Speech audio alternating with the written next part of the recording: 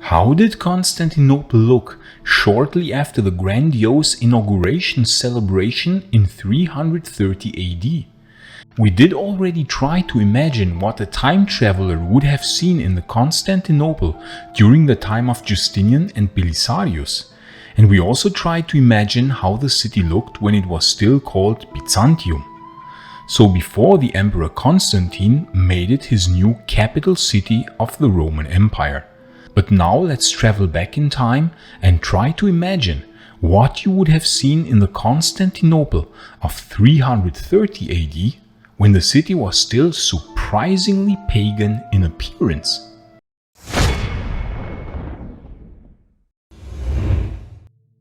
Constantinople is a city that holds an immense fascination for many people, because like Rome before it, it was the capital of the Roman Empire for a very long time, and also like Rome, during that whole time it changed dramatically over the course of its history. We already talked extensively about how the city must have appeared before Constantine made it his new capital, so from its very early centuries as a Thracian settlement, to the Greek city of Byzantion, and to the Roman Byzantium. During those days, the city had a very pagan appearance, with lots of Greco-Roman temples adorning the Acropolis that was situated where one would find today the Topkapi Palace. In Roman times, the city grew first until the Severan Wall that was constructed by Septimius Severus after Byzantium had suffered pretty heavy damage in the civil wars after the death of Commodus. But there is evidence that by 300 AD, the city had grown already beyond the Severan Wall, but by how much we don't know. We can assume that this was how Constantine would have found the city when he chose to make it his new main residence in AD 324. It was through and through a Roman city with lots of pagan temples, theaters and amphitheaters, with an imperial forum that would later come to be known as the Augustaion, with a large stadion for chariot racing, and of course many civic buildings. It is hard to reconstruct how many inhabitants the Byzantium of that time had, but it was a lot smaller area-wise as compared to the later city. Hence, 100,000 inhabitants can be seen as a reasonable number. According to legend, Constantine founded the city after a dream, in which the location for his new imperial seat was revealed to him by an angelic being. Of course, we can be pretty sure that, as many other holy revelations that Constantine supposedly had, this one too was created posthumously by his Christian writers, first and foremost amongst whom was Eusebius. In reality, he probably chose Constantinople because Rome still offered too much resistance to his endorsement of the Christian religion, and the very pagan senators of Rome were not very keen on having many churches built throughout the city. But Constantinople would be a city which he could shape according to his wishes, and which would become a new Christian capital. In addition, the city was perfectly situated nearer to the eastern provinces and Persia, and also surrounded to 3/4 by water. Thus, it could be turned into an impregnable fortress. On top, the trade to and from the Black Sea would yield a lot of revenue, making the city very rich in the process. And please like this video and subscribe so that you won't miss any future videos on the fascinating era of the late Roman Empire. And please also consider supporting our work on Patreon or via YouTube membership, because the long-term sustainability of this channel really depends on your support. YouTube is not really generous to such a niche topic about the late Roman Empire, and the ad revenue from the videos is really low. So in order to be long-term sustainable, I really need your financial support via Patreon or YouTube membership, as sorry as I am to say this. And I would like to thank our new Kaisar member, Konrad Czarnomski, for supporting this channel in such a generous way. Thanks a lot, Konrad, for your generous support. And of course, I'd like to thank everyone that supports this channel in any form. Gratias tibiago, amiki. So it was then in AD 324 that Constantine ordered the work on greatly expanding the city of Byzantium and making it his new Rome, Roma Nova. However, it would not retain this name for long, as it would quickly come to be known as Constantinople, the city of Constantine. For 6 years, extensive work was carried out, and the former Byzantium was greatly expanded towards the west. Many new streets and buildings were built, and the city area greatly increased. Although, to be fair, it is not exactly known how large the Severan city had been, and as I said before, there are indications that even during that time the city had already grown beyond the walls of Septimius Severus. But still, this was quite a gargantuan effort for such short a time frame. Many stonemasons, architects, artists, builders, and a large workforce from all around the empire came to Constantinople to help with this huge undertaking. But Constantine, being Constantine, of course also plundered the old Rome and several other cities of statues and other adornments in order to beautify his new capital at the Bosphorus. The list of new buildings is quite long, but there is a problem with reconstructing how exactly Constantinople looked in the giant celebration that Constantine held in AD 330, when the city would be officially inaugurated as the new capital. Namely, that many buildings of Constantine's Constantinople were destroyed in the Nika riots some 200 years later. It is therefore quite difficult to reconstruct the buildings or the architectural style, and for that we have to mostly rely on descriptions that were preserved from that time, because most of the structures that we find today stem from after the Nika riots, when many of the buildings were reconstructed after that event in AD 532. But one thing is certain: Constantine's Constantinople of AD 330 looked quite different from the later Constantinople of Justinian. Now imagine you would have a time machine and you could travel back to the year 330, shortly after the grand opening ceremony.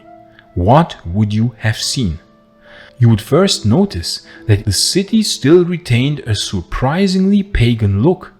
Constantine had by that time already openly begun to favor Christianity, but he did not demolish any of the old pagan temples of the city, nor did he have them closed.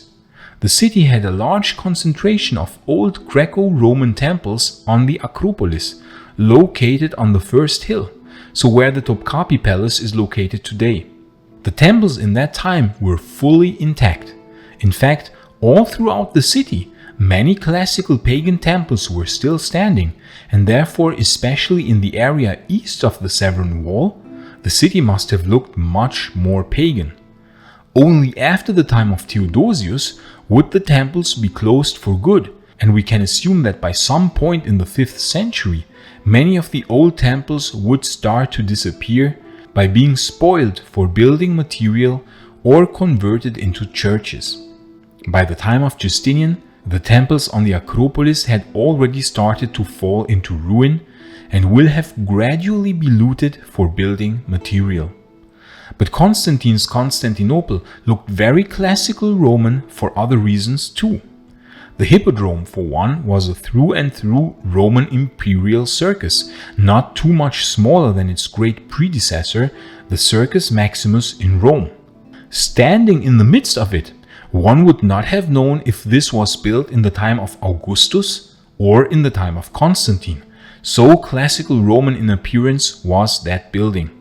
It was adorned in the Spina with obelisks and beautiful statues that Constantine had looted from Rome and other cities of the empire.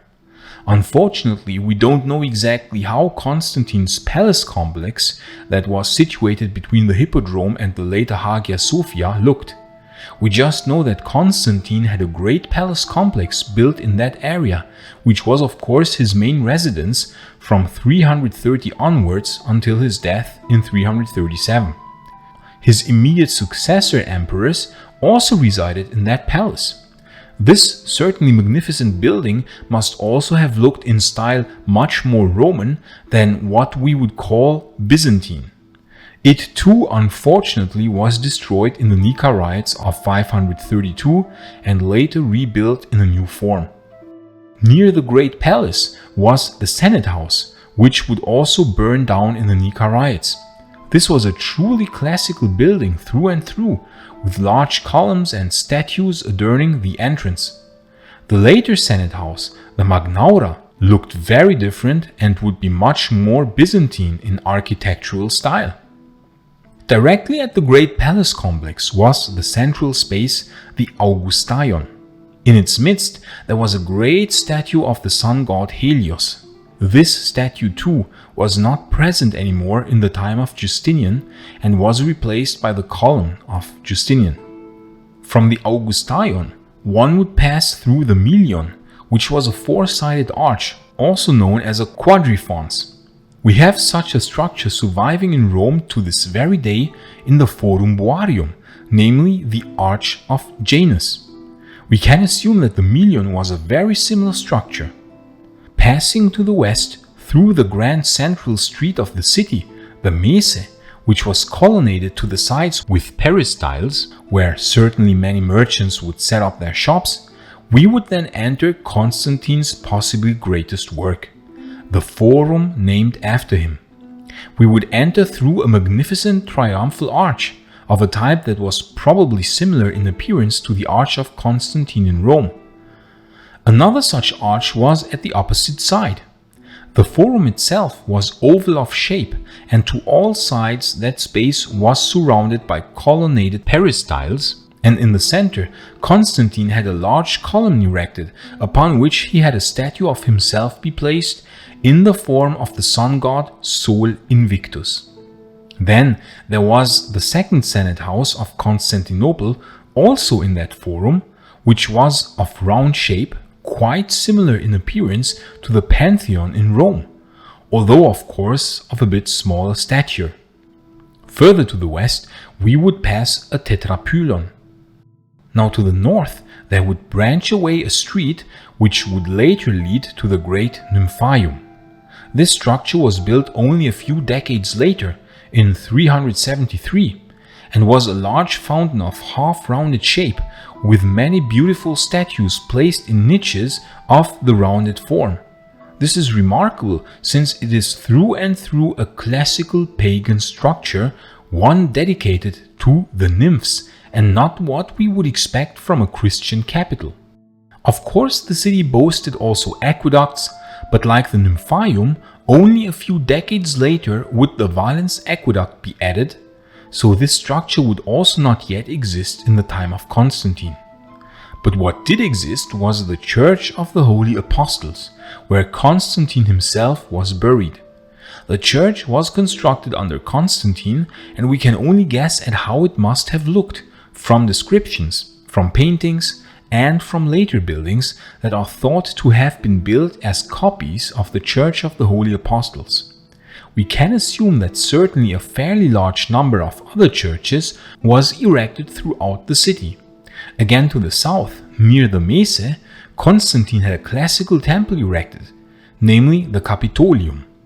This was a classical Greco-Roman temple situated in the midst of a rectangular form, which came to be known as the Philadelphion. Here again, a surprisingly pagan structure. To the very west then, Constantine ordered the building of large walls in order to transform the city into an impregnable fortress, which it later would indeed become. A golden gate would be the main gate into the city. During these times, the area west of the walls was not yet urbanized, so the city would later grow again until it would extend in some parts in the 5th century, already as far west as the Theodosian land walls, which were built also in the early 5th century. We can thus be quite amazed to learn how very pagan the appearance of the city was during the time of Constantine, and even in later decades until the reign of Theodosius. Only after Theodosius, when the closing of the pagan temples was ordered, would the city gradually lose more of its old Greco-Roman appearance. But it would take more than 200 years until the city would appear more as what we would call Byzantine. But in the time of Constantine, so around 330 AD, Constantinople was, even despite boasting a number of newly constructed churches, of still overwhelmingly classical Roman and pagan appearance. This is something that personally surprised me quite a lot, and I hope you find this fact as fascinating as I do. In future videos, we shall then finally explore how Constantinople transformed in the early and later Middle Ages, and how the city would actually undergo a similar transformation like Rome. Because by 1453, when the city fell, one could hardly call it a city anymore. It had transformed into small habitated areas interspersed by vast fields of ruins and grassland, with only small habitated areas remaining. We shall explore the transformation exactly as we did in the case of Rome in great detail. And if you are interested to learn how Constantinople must have looked during the time of Justinian, you can watch this video here in the upper right corner. But if you are more interested to learn about the transformation of Rome, you can watch the other video in the lower right corner. I say thanks again to all friends of Roman history, gratias amici, and bene valete.